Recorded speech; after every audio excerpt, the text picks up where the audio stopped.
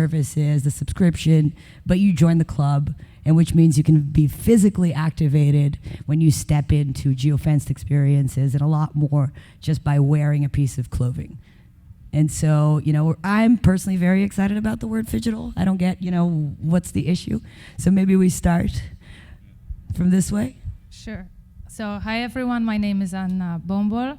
I'm working for Laxo, the blockchain for new creative economies. I'm working more on the creative and business development side of Laxo universe. I'm coming from quite unconventional background, which is legal and fashion, and it's kind of really nicely twisting the perspective on fashion industry, also when you work for fashion and innovation. And my work focuses on evolving brand identities in Web3 and developing different phygital solutions and strategies in different creative projects. So I must say I'm very excited to talk more about phygital fashion and different experiences around it. And I also like maybe not even the word, but the idea that stands behind it. Amazing. Hi. Okay, you can hear me. Amazing ending of the talk. Yeah, it's very true. I'm very excited as well about the word phygital and what it brings to our daily lives, not only in fashion. So hi everyone, I'm Svetlana Yakunina. You can see my name, I think, there on the TV screen. I'm the founder of Honey. It's a community-driven digital fashion studio. We generally provide services for fashion brands to move to the metaverse or to move to the phygital experiences. So, of course, we do love and admire our clients, but we are mostly focused on our community, on education, on female empowerment as well. So I personally try to provide to our big team of females mentorship programs. So I bring more females to the Web3 space. It's not every time easy, also in communication part, but we are all here together, and more females are better, right? Amazing. Yeah, Nico, you really did an amazing job here on the female ratio in this panel. Yeah, exactly. You don't see this every day in the Web3 space. I think I need the mic. Yeah. My name is Louis Jaroszewski. I'm the VP of Marketing at Platform E. My background is actually in fashion design, traditional fashion, and I moved from like 2017 to the digital fashion space and 2019 with Web3 and NFTs. But within Platform E, before as Director of Innovation, we developed multiple projects experimenting with Web3 technology to bring as a real use case for the fashion industry to solve the major issues that we have within supply chain in fashion, which is a mess. And we developed Balaclava, and this is the brand that I'm representing here today. It's a phygital, we call it cyber physical, apparel brand, streetwear brand, partnering up with major game IPs. We just dropped with Call of Duty, so we are starting big with our partnership with Activision. And it's a phygital brand. You buy the garment, you get the digital twin alongside product passport to full visibility of the supply chain of the garment that you own. Within the app, you can see all that information, and you get access for your both physical garment and digital garment you wear within gaming or metaverse experiences. Hi, I'm Shaylee Harrison, and I'm the CEO of Mutiny.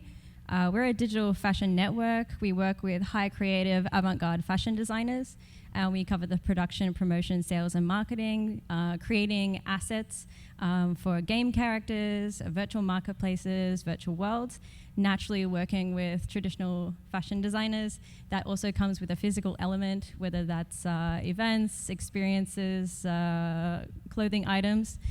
We also do a lot of collaborations within the Web3 industry itself. So we have a lot of fun projects coming up with a lot of different communities. But our main focus is to be the premier source for the most far-out fashion in the cyber scene. So we're not primarily focused on large brands and promotion, but on really high creative, high quality, beautiful, crazy, weird content. So yeah, and Anne Klaas is over there, our co-founder. I'll just dox her. But yeah, thanks for having me here. We've traveled from Belgium, so hi. So I think my first question, and this is for everyone, is let's talk about a project that we're working on right now that excites you and that has some sort of phygital element to it?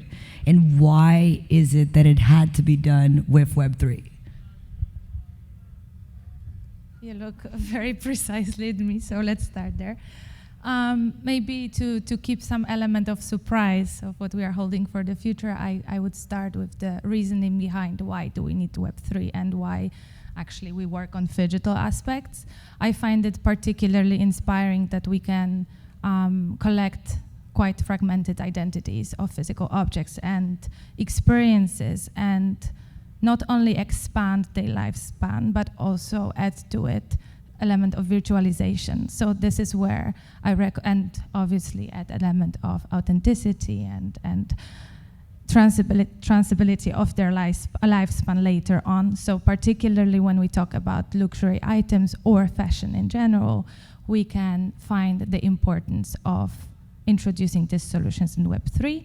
Not to talk too much and not to open too much of what we are planning to do, I would love to share with you the information about Maison Luxe, which is phygital playground for new creative economies that is built on Laxo, and I strongly invite you to visit their Twitter and Instagram, and first pre-order opens on 1st of December, so maybe you can learn more about it then. That would be it. Thank you for sharing this information. In my case, I think I completely agree with what you said about the digitalization of physical items, because in our case, since I'm coming from fashion and we provide fashion-oriented solutions, we like working with materials which are actually physical. Imagine a luxury fashion brand with the heritage, with the experience in material production. They have like 100 years of manufacturing processes. And of course, with time, all the materials and textiles which they ever produced can get ruined very quickly. And unfortunately, it happens, of course, for every brand, for every factory. And Web3 solutions can really help to archive all the processes, to archive the materials, to archive the fabrics, and reproduce them in the digital world, and then reuse. And in this case, you can also bring more Gen Z on board, for example, because for them it's more curious to play digitally with something. Because unfortunately, also luxury fashion right now is experiencing a degrees of the interest from younger generation in production and manufacturing processes. So like this, I think phygital experiences and generally Web3 keeps also motivation and interest of younger generations. Yeah, and if I could just add, like, for example, for the merch drops that we're doing now with Ape Water, when we were first talking about it, like, the product exists first in digital form, right? When you design a product, you'll have that 3D vector of it in the first place. So why not invert the production model, which is, you know, what we're doing with a lot of our merch drops, sell the digital version first, and that digital version then leads to a custom-made physical. So you're kind of like inverting the flux of production and then kind of like throwing fast fashion away and allowing brands to kind of like produce very consciously for their end client without any waste. Yeah, for Balaclava, the hijacking of Web3, to be honest, it started because it was a buzzword. And we saw that as Balaclava, we had 3D fashion since the beginning for the production purpose. We create digital twins in order to facilitate and speed the sampling process at the factory level. Actually, you don't produce sample at all because we have the 3D design. We start selling the 3D asset because we have it since the designer has, like, he works for 2 hours on the design. We have it ready for the e-commerce. We can start selling right away. And we have that asset ready, and we were questioning ourselves, what else we can do with this? And there's a lot of discussion within the fashion industry about how garments now are extended garments, because fashion now competes. Well, first, fashion is old-fashioned. It's stuck on 90s innovation, and it didn't move at all past that. And now fashion is competing with a lot of other industries. Before someone buys a garment, they think if they maybe could go to a concert or to a trip, travel, everything else, and fashion is not a top priority unless fashion comes with some other attributes. And then we started to question how we can deliver these other attributes in a more efficient way and also provide the transparency of our supply chain. telling the customer where the garment was made, how it was made, who are the stakeholders involved, who is the manufacturer, who is the seamstress, the technology providers behind it. And we are from Europe, so there will be a regulation in Europe that product passports will be mandatory by 2025. So we are getting ready for that as well, so it's a regulation. And then we decided to do all of this on chain because we can only certify all this and make it like proof, but also give to the customer ownership and authenticity of the garment. If we see major luxury brands, the method of authentication is very rudimental. If you buy a Louis Vuitton bag, you have a serial number inside the bag and maybe some quality features that proves that purse is authentic. But for us, we took a step further and we have the NFC chip as every other Phygital brand has on the garment that unlocks this product passport, and there you can see not only that product is authentic, but also the scarcity of it. And because of that, we have we unlock the creative assets for the customer. So you not only buy the physical garment, but you get the assets to create, not only to reproduce that garment in even an industrial scale, because you don't just buy that garment, you buy the IP of the garment. So you get full access to take the 3D asset, modify it, change the color, change the design, change the shape, or even take all the production information and give it to your local seamstress, or even start your own brand using the patterns, the tech pack of the garment. And we think we want to empower the creator economy to explode. It already is, but we want to show that other traditional fashion brands can really go on this and empower their customers to be creative as well. That's really cool. I have a follow-up question for you. Yeah, sure. How do you actually track the materials themselves? Yeah, because we have our supply chain is very local. It's in Portugal, and we have everything like tracked since when the designer starts the tech pack, the design. We start sourcing. We actually manufacture our own fabrics, so we have all the information where it's made, where even the fiber comes from. We have that tracked. And then we validate it, we create the product passport information. It's very straightforward. And then we mint it on chain, it's stored, it's there. And we don't change a lot on the next collections. We keep using the same fabrics, the same materials, and the same suppliers. So it's always pretty much immutable. Yep. Yeah, I mean, in terms of your approach to the creator economy, I think a lot of the time we're talking about large brands, or we're talking about Web3 native brands. Mutiny, of course, is a Web3 native brand, but we are aimed at bringing in designers, upcoming, radical, cutting-edge designers who are at the front of what is new in fashion. And the door is not open for them because entering this digital space comes at a cost. So that's why we operate similar to a record label where we do the advance and then they get a percentage of sales and a percentage on royalties so that we can bring in the aesthetics and the newness and freshness of what is happening today and what is happening now, but without this feeling of advertising and brand promotion. Now, a lot of those designers, they do the production themselves. They do already very low production. So the problem to be solved, it's not necessarily these high numbers in fast fashion situation, but it's really about facilitating what is coming up and giving them a leg up and a boost. So in that way, like for example, we did a really great job with the Dematerialize on the Luxo blockchain with the designer Stefan Karchev. And with the money from that job, he was actually able to do his first small run of production, which was really successful, which was able to give him a leg up in the industry. So, you know, it's a cyclical nature, and sometimes Phygital, it's not always about selling a piece and then selling a digital piece. It can also be about the cyclical nature of entering the digital to facilitate the physical and back again. So you can think about it in many different ways as well. Cool. Anna, I have a question that I actually was specific for you when I did my research, but I feel like it will apply to a lot of us. How do the traditional brands react when you bring this idea to them? Like, oh, I want to make a digital twin, like, let's NFT it. Like, how is the reaction? Actually, it's extremely interesting question, and it allows us to observe a very interesting reaction of fashion brands across categories, I would say. I think it's also a multi-layered subject. It applies to how far do we recognize a Phygital to be an actually Phygital, when is only the fact of authenticity sufficient for us to recognize mainstream adaptation, which in luxury leather goods particularly is very visible. Then we can talk about what is actually the purpose of using Phygital. Is it about actually the future of fashion and creating a completely new fashion product, or it's about just pop-up activation that will keep the brand relevant no matter if it's actually applying to its DNA or not? And finally, one of the things that was very visible among particularly high heritage and luxurious brands is the translation of craftsmanship to digital realm, which doesn't necessarily need to be one-to-one translation, otherwise we would create the same thing. We believe that it's certain level of excitement, of expectation, of playfulness that we are trying to reach in physical dimension and digital dimension.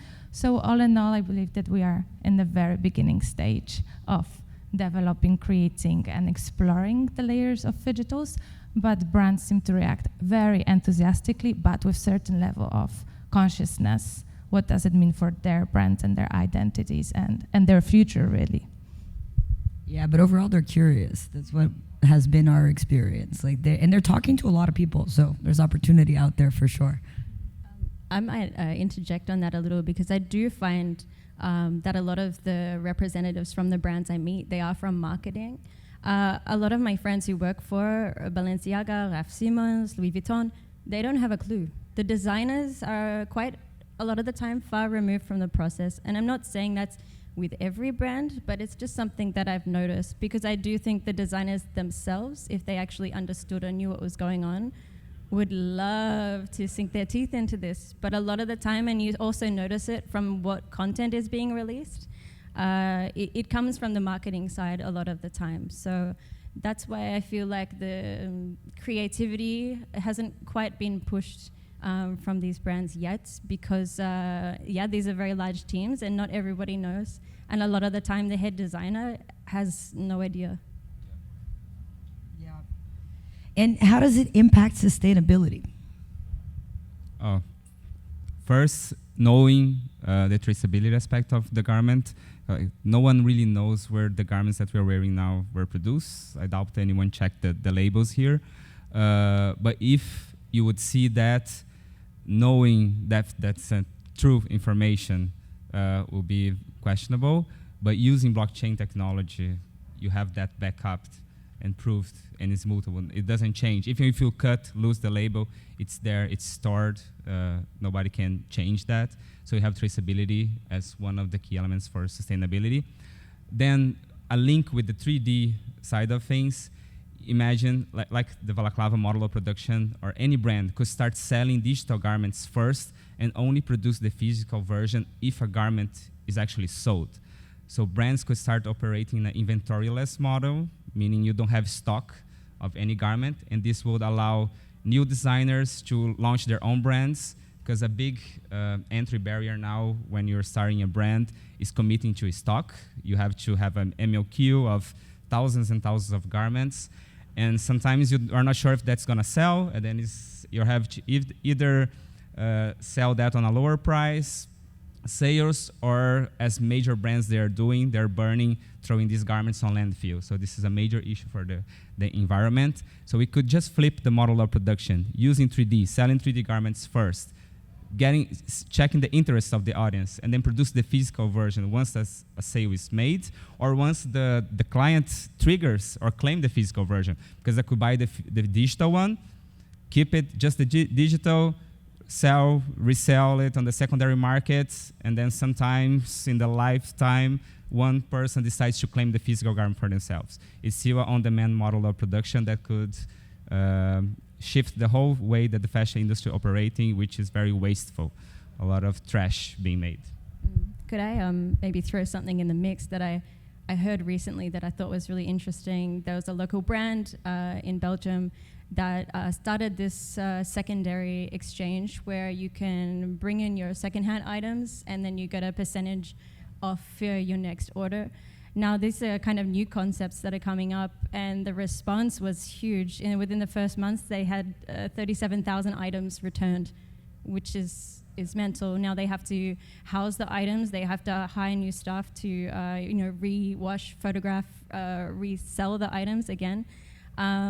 It got me thinking that when we track and trace these Phygital items, if you have a chip or you have some way of accessing data on where the exchange is happening, where they're located, Repair. where if they can be repaired as well, but if you can actually see if it's in the garbage, if you can see how long someone holds onto their item for, then the brands actually have data on exactly how much waste they're causing, and I think it's a big slap in the face if you really have those numbers. And I think that's an interesting way to go, is to see how clothing moves, see what's successful, see what's being thrown out, and in what period of time it's being thrown out.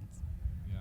And then as we talk a lot at Balaclava and also the luxury brands we work with, the wallet-to-wallet model of interaction as well can trigger a lot of these circularity models, or another name for wallet-to-wallet, the CRM reinvented, CRM 3.0. You can not only unlock new areas on your e-commerce that are gated, but also maybe interaction with the repair shop or the places where you can return the garments, and then you have this interaction that is pretty much one-on-one with your customer. Very cool. Do you guys want to add anything on sustainability? Yeah, I actually wanted to add that this concept you can apply not only to fashion, but you can apply to anything what is linked to production. So Phygital experiences is not only about like just fashion or fashion accessories or whatever. It also can be applied to like food management, any waste management in general, like automotive industry. I think it's something super new and something what's gonna change our lives for a better sustainable future. That's for sure. Fantastic. And have you guys heard of any other hardware solutions? We've talked about NFCs over and over again, and are there things that we're not looking at as kind of like just different ways to track? Handcuffing yourself to the item. Yeah. For Balaclava, we use, besides the NFC, but the NFC is a poor technology. It's quite old and it's very hackable. We have it on top of our NFC tag, we call it chaotic pattern, so it's a visual pattern. And we have for every tag those patterns, which is randomly assigned to the garment, because it's a ink process, so you never know what the ink is going to do to the tag resin.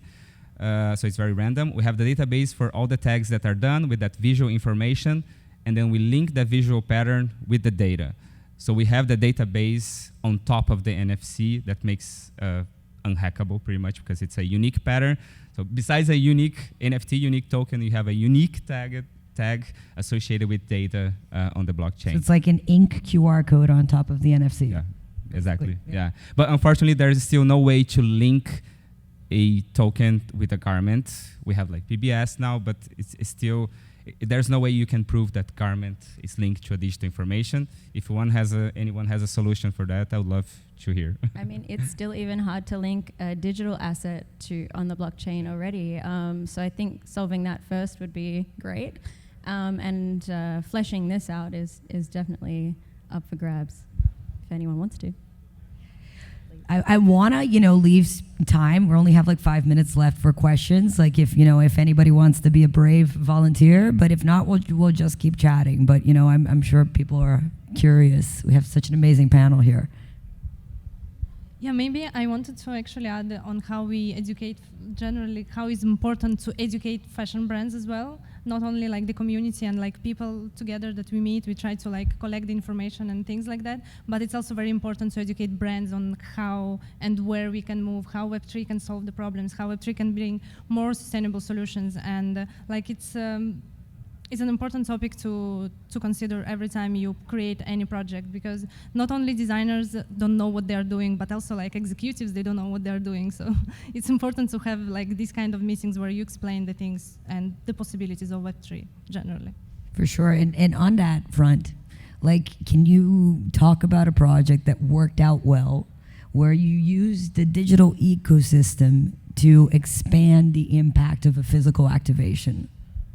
yeah, for example, our recent project is very linked to, as what we discussed before, to physical production of materials and textile. And we had a chance to use these physical materials to create 3D files of these materials and then reproduce digital garments or create some unique styles out of these materials. And this what makes me very excited generally, because again, more people are willing to work on that, more younger generation is willing to work on that, but also you create you memorize these unique designs forever on the blockchain. So they will be forever there and they will never get old, or nothing will happen to them unless maybe one day somebody will steal it, I don't know.